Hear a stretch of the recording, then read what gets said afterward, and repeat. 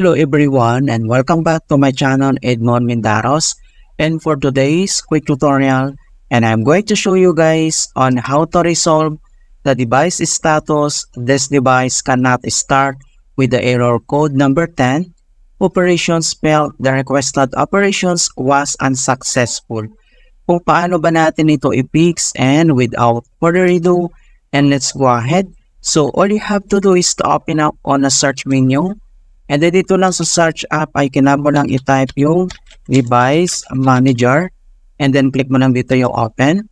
So dito sa device manager, ang next step ay kailangan lang natin i-locate yung driver na may error. Okay, so scroll down. At makikita mo na dito na mayroon isang driver na may exclamation mark. So kapag may nakita kang ganito na symbol, ibig sabihin ay may error po siya. So ang next step, so kailangan mo lang select yan. And then kailangan mo nang mag-right click. And then select mo lang dito yung update driver. And then pop up ang dalawang options na search automatically for drivers or browse my computer. So select ka lang dito sa dalawa. And then itap mo lang tong search automatically for drivers. And then wait natin.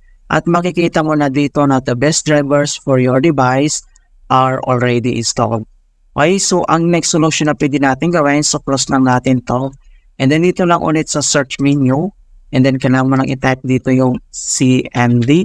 Or ito yung tinatawag na command prompt. So kailangan mo lang mag-right click. And then select mo lang dito yung run as administrator. If you receive user account control. And then click mo lang dito yung yes.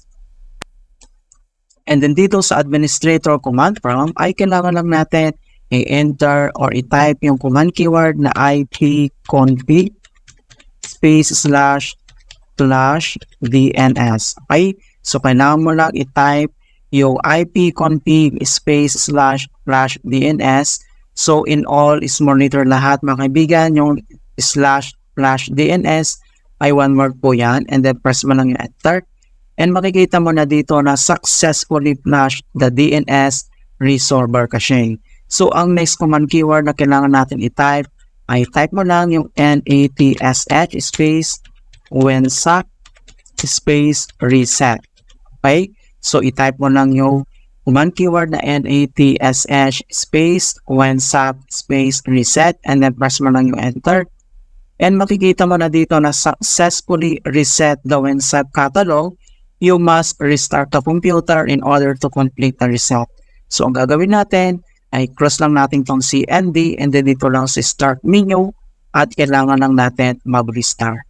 Okay, so ganoon lang po ka-simply on how to fix this device cannot start code number 10 driver error in Windows 11 or Windows 10. And please don't forget to like this video, subscribe to my channel for more quality content. Thank you guys and see you in my next tutorial.